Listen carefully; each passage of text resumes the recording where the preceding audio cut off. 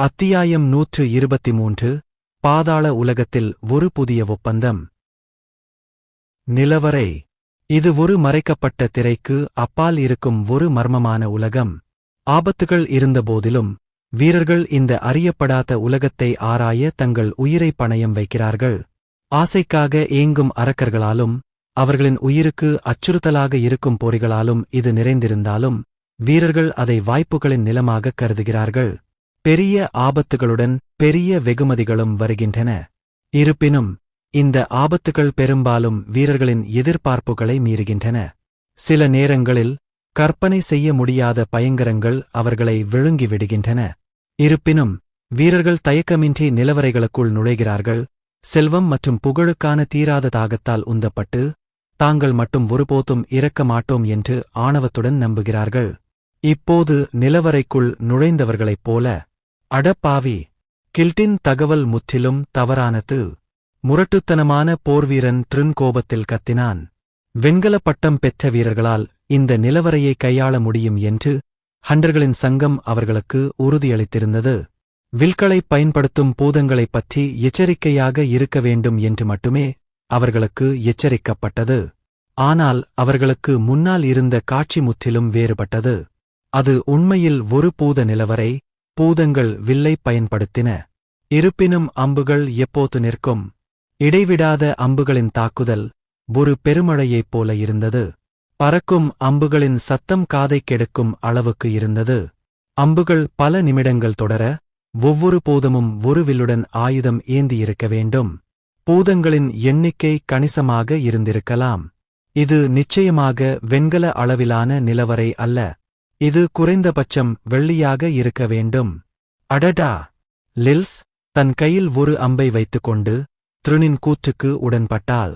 அவள் ஒரு மந்திரவாதியாக இருந்தாலும் இந்த சூழ்நிலையில் அவளால் மந்திரங்களைச் சொல்ல முடியவில்லை. அவள் ஒரு புதியவள். சமீபத்தில்தான் தன் மந்திரப் பயிற்சியைத் தொடங்கியிருந்தாள். லில்ஸ் இப்போது பயனற்றவள். த்ரன் விரைவாக மற்றவர்களிடம் கத்தினான்.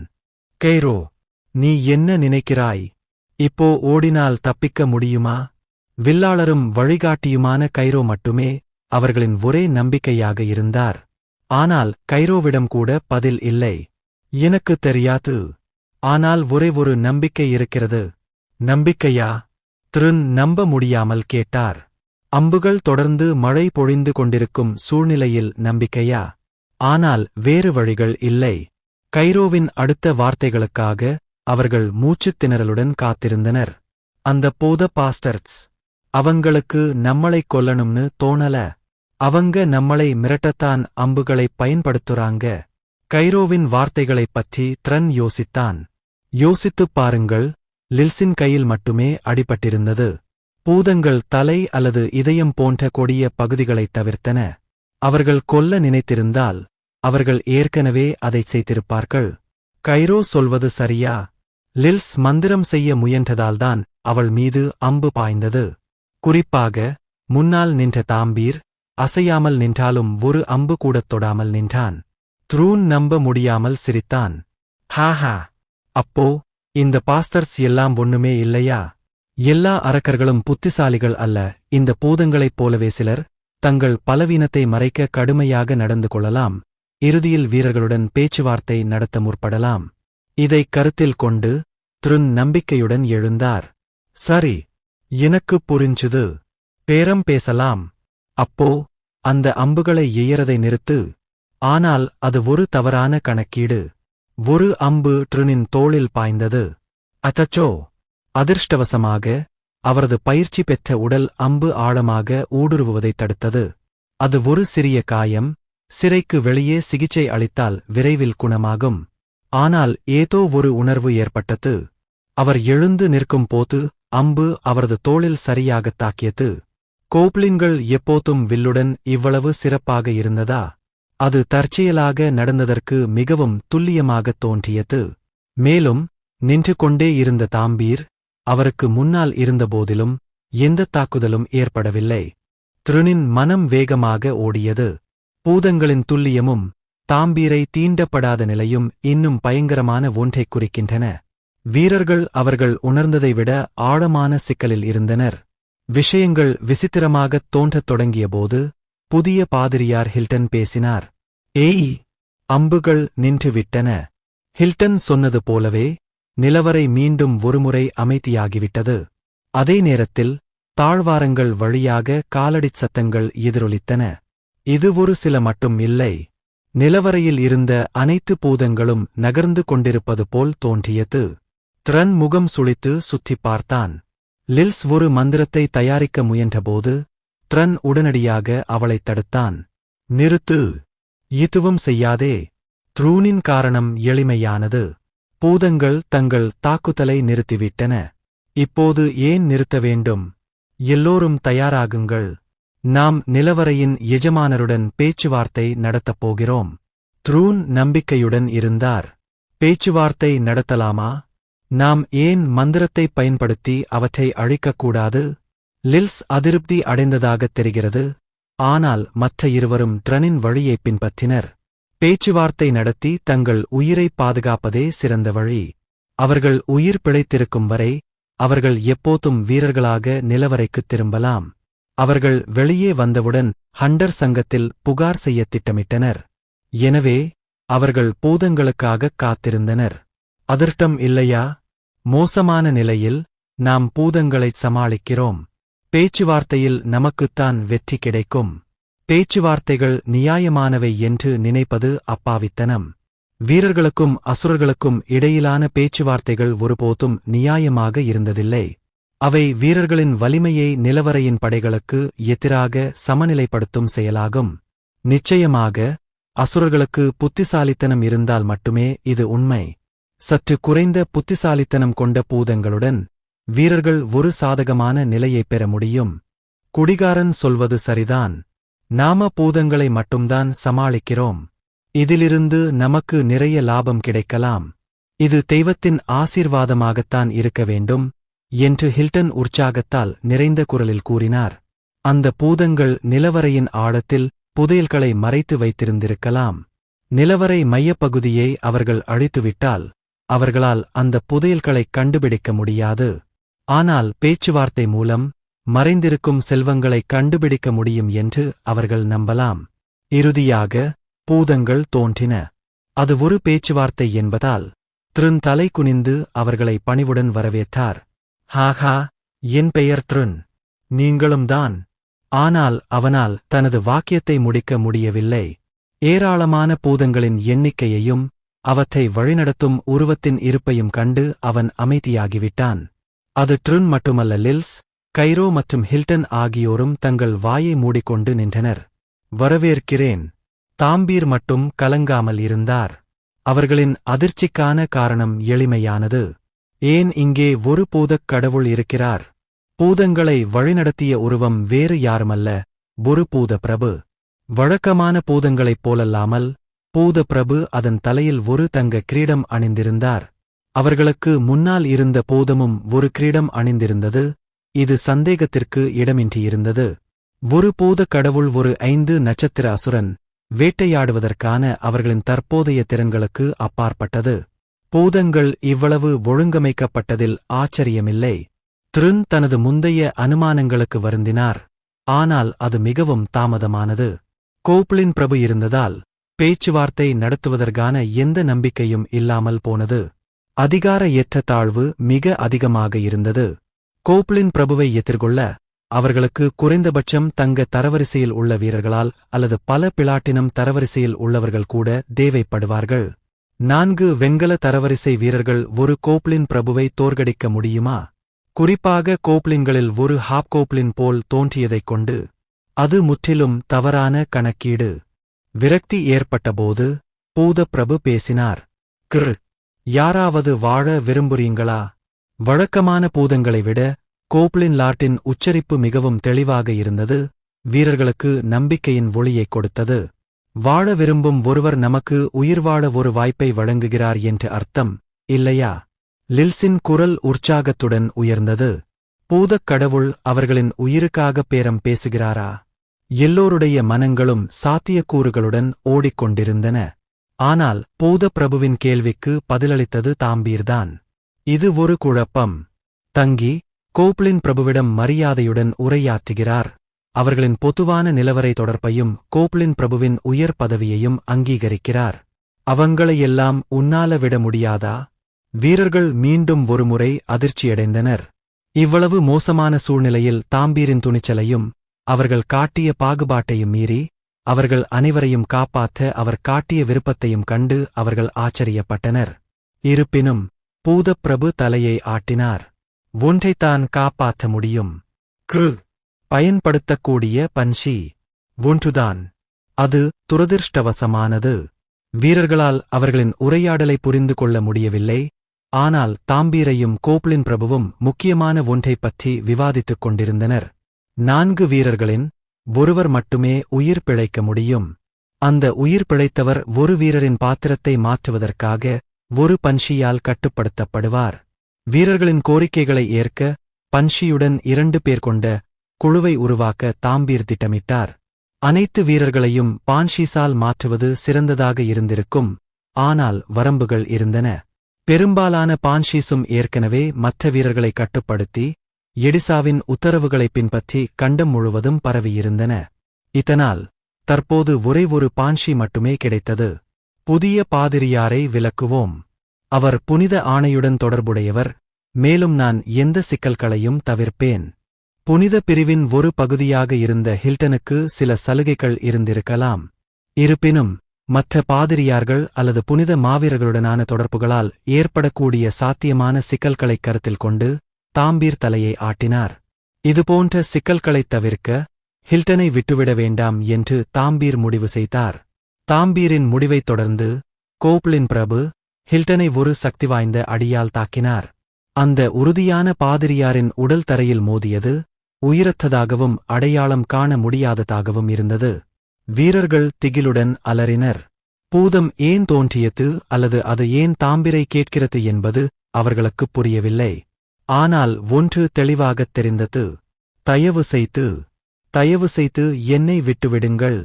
எல்லாவற்றிற்கும் நான் வருந்துகிறேன். நான் மன்னிப்பு கேட்டுக்கொள்கிறேன்.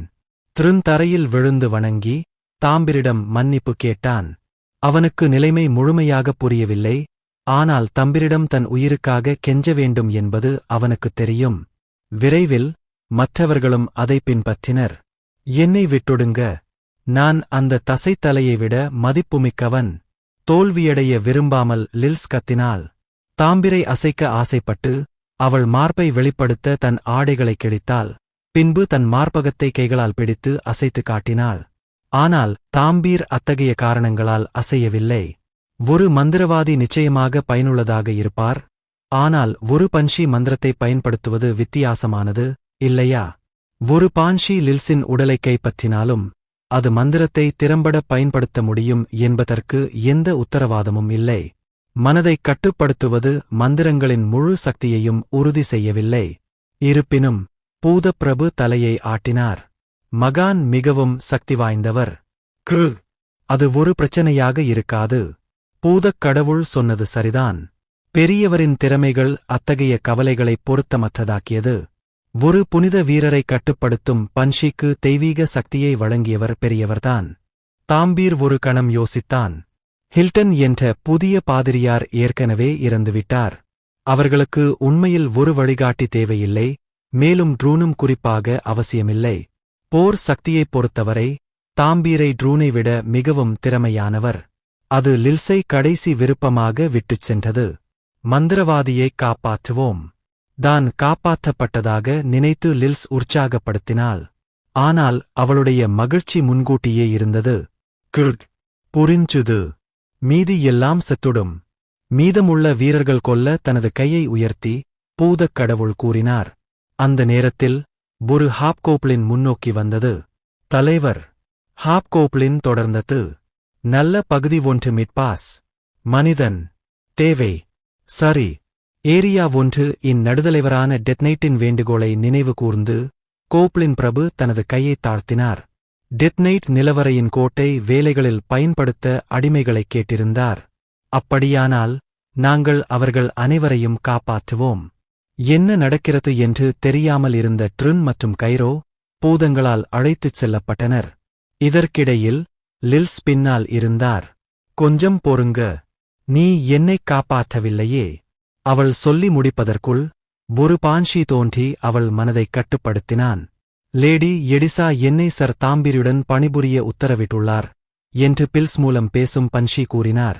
தாம்பீர் வெறுமனே தலையசைத்து இப்போது பிடிபட்ட லில்ஸை நிலவரையிலிருந்து வெளியே அழைத்துச் சென்றார். அவர்கள் திரும்பி வந்தபோது இரவு நெருங்கிவிட்டிருந்தது. ஹண்டர்களின் சங்கம் நாள் முடியும் போது அமைதியாக இருந்தது. நாங்கள் திரும்பிவிட்டோம். தனது வழக்கமான நகைச்சுவையான முகபாவத்துடன் கேத்தரினை நெருங்கும் தாம்பீர்.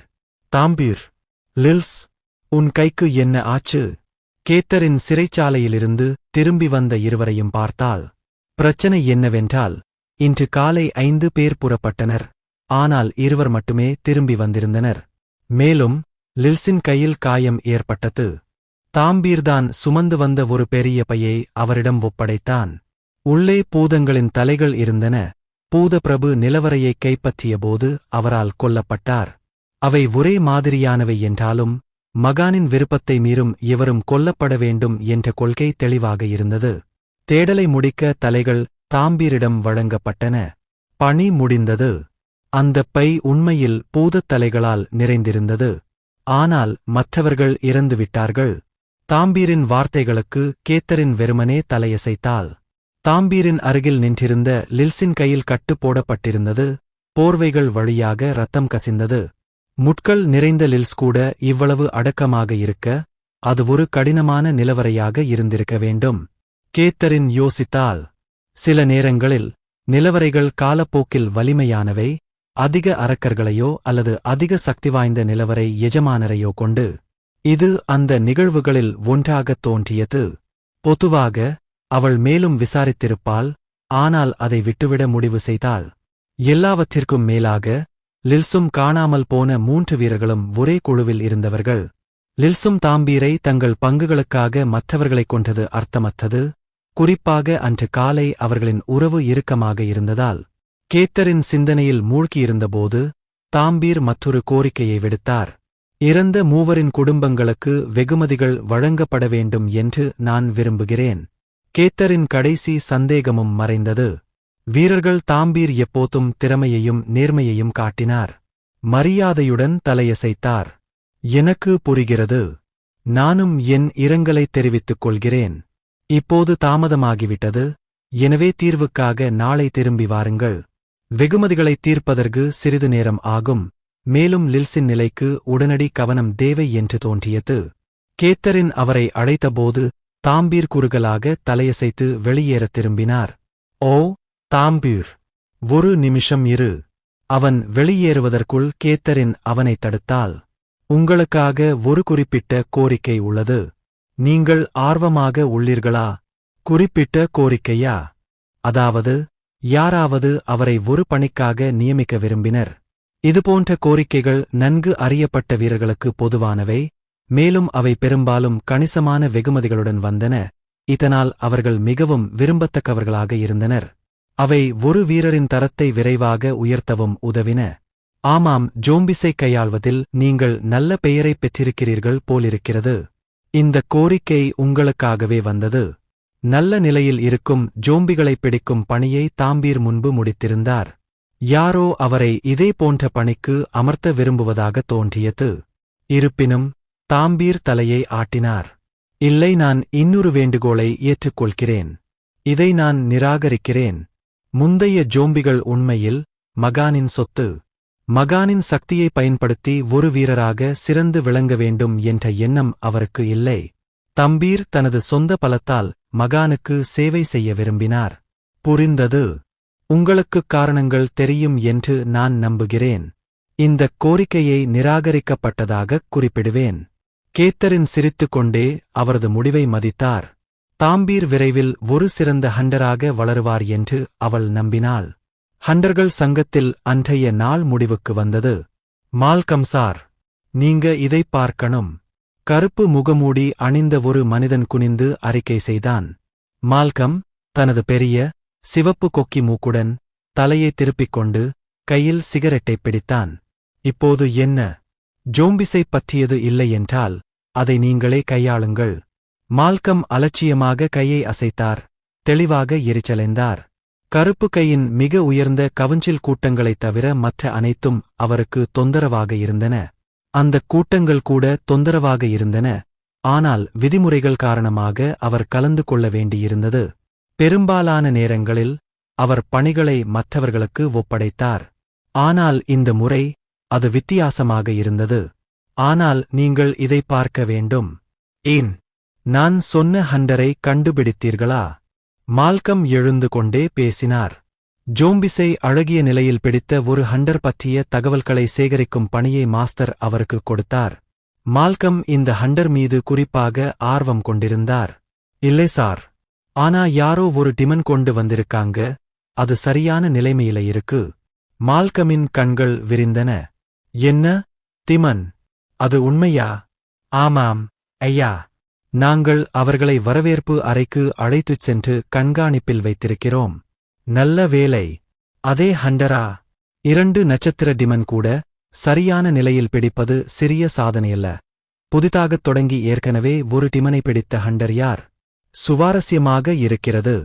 ஆனால் அந்த மனிதனின் அடுத்த வார்த்தைகள் அவரை ஆச்சரியப்படுத்தின. இல்லையா, அவர்களின் அடையாளம் எங்களுக்குத் தெரியாது. அவர்கள் ஒரு பெரிய நோட்டுப் புத்தகத்தை எடுத்துச் சென்று எழுத்து மூலம் தொடர்பு கொள்கிறார்கள். அவர்களால் பேச முடியாது என்று தெரிகிறது. உடனடியாக போவோம். அதே ஹண்டராக இல்லாவிட்டாலும் பரவாயில்லை. மால்கம் ஜோம்பிஸை தேடுகிறார் என்ற செய்தி பரவியது.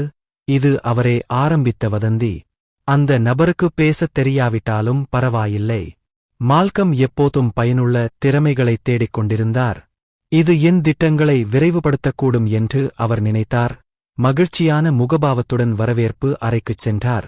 அங்கே முழுக்க முழுக்க கருப்பு அங்கி அணிந்த ஒரு உருவத்தைக் கண்டான். அந்தக் காட்சி விசித்திரமாக இருந்தது. ஆனால் அது மால்கமை சிறிதும் தொந்தரவு செய்யவில்லை. நீங்க ஒரு டிமன் கூட்டிட்டு வந்தீங்கன்னு கேள்விப்பட்டேன். மால்கம் தனக்கு முன்னால் இருந்த உருவத்தைப் பார்த்தார். அந்த நபர் வெள்ளை முகமூடி மற்றும் கையுறைகளை அணிந்திருந்தார். அவர்களின் முழு உடலையும் மறைத்திருந்தார். இதனால் அவர்களின் அடையாளத்தை யூகிக்க முடியவில்லை. அவர்களுக்கு குருவைப் போன்ற ஒரு ஒளி இருக்கிறது. முகமூடியின் நிறம் குருவின் கருப்பு நிறத்திலிருந்து வேறுபட்டிருந்தாலும் இந்த நபர் அதே போன்ற அதிர்வை வெளிப்படுத்தினார். அவர்களுக்குப் பின்னால் ஒரு டிமனின் தெளிவான உருவம் நின்றது. அவர்கள் அதை சரியான நிலையில் கொண்டு வந்தார்கள் என்று நினைக்கிறீர்களா? மால்கமின் மனநிலை உயர்ந்தது. அவர் ஒரு புன்னகையுடன் தன்னை அறிமுகப்படுத்திக் கொண்டார். டே, என் பெயர் மால்கம். அந்த மர்ம உருவம் ஒரு பெரிய குறிப்பேட்டில் ஏதோ எழுதினார். ஏனெனில் அவர்களால் பேச முடியாது என்று மால்கமுக்கு தெரிவிக்கப்பட்டது. என் பெயர் நெக்ரோஸ். சரி நெக்ரோஸ், நான் உன்னுடன் கொஞ்சம் பேச விரும்புகிறேன். அவர்களின் அடையாளம் அவருக்குத் தெரியாவிட்டாலும் அவர்களின் திறமை மறுக்க முடியாதது. சரியான நிலையில் ஒரு டிமனை உள்ளே கொண்டு வருவது போதுமான சான்றாகும். அத்தகைய திறமையான நபர்கள் அரிதானவர்கள். மேலும் கருப்புக் கையின் சூழலுக்குப் பொருந்தக்கூடிய ஒருவர் இன்னும் அரிதானவர். மால்கம் தனது அடுத்த கட்ட நடவடிக்கைகளை விரைவாகக் கணக்கிட்டார். அந்த நபரின் திறமை உண்மையானது. அவர் ஒரு கூட்டாண்மையை முன்மொழிந்தால் என்ன செய்வது? ஒன்றாகச் செயல்படுவது, விஷயங்களைச் சுமூகமாகச் செய்ய முடியும்.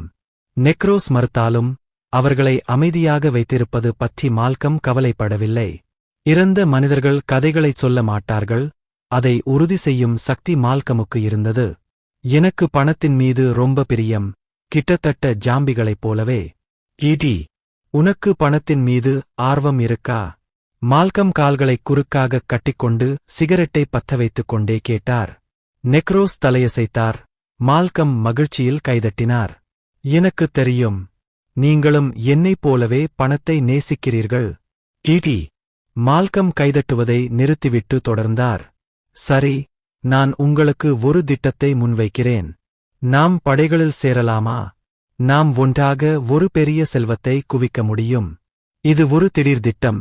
ஆனால் மால்கம் இன்று நெக்ரோஸுடன் கூட்டு சேரத் தேவையான ஒரு வலுவான உள்ளுணர்வை உணர்ந்து முன்னோக்கிச் சென்றார். நெக்ரோஸ் மீண்டும் குறிப்பேட்டில் எழுதினார். என்ன மாதிரியான வேலை? இது பொதுவாக ஒரு ரகசியம். ஆனால் நான் உன்னை நம்பலாம் என்று நினைக்கிறேன். நீ என்னுடைய ஒருத்தியைப் போல வாசனை வீசுகிறாய். மால்கம் சிரித்துக்கொண்டே தொடர்கிறார் என்றார். உண்மை என்னவென்றால், ஜோம்பிஸை சேகரிப்பது வெறும் பொழுதுபோக்கு அல்ல. இது அனைத்தும் ஒரு வணிகத் திட்டத்தின் ஒரு பகுதியாகும். ஒரு தொழிலா? நெக்ரோக்கள் ஆர்வத்தில் தலையை சாய்த்தன. ஜோம்பிஸ் ஒரு தொழிலுடன் எவ்வாறு தொடர்புடையதாக இருக்க முடியும்? குழப்பத்தை படித்துவிட்டு மால்கம் விரிவாக கூறினார். ஆச்சரியமாயிருக்கே, இல்லையா? கீடி, நான் திட்டமிடுறது ஒரு அசுர அரங்கம். அசுரர்கள் ஒருவரோடொருவர் சண்டையிடும் இடம். உங்க திறமைகளையும் என் வளங்களையும் வச்சு நாம ஒரு பணக்காரரா சம்பாதிக்கலாம். நீங்க என்ன நினைக்கிறீங்க? இது ஒரு அருமையான வணிக யோசனை இல்லையா?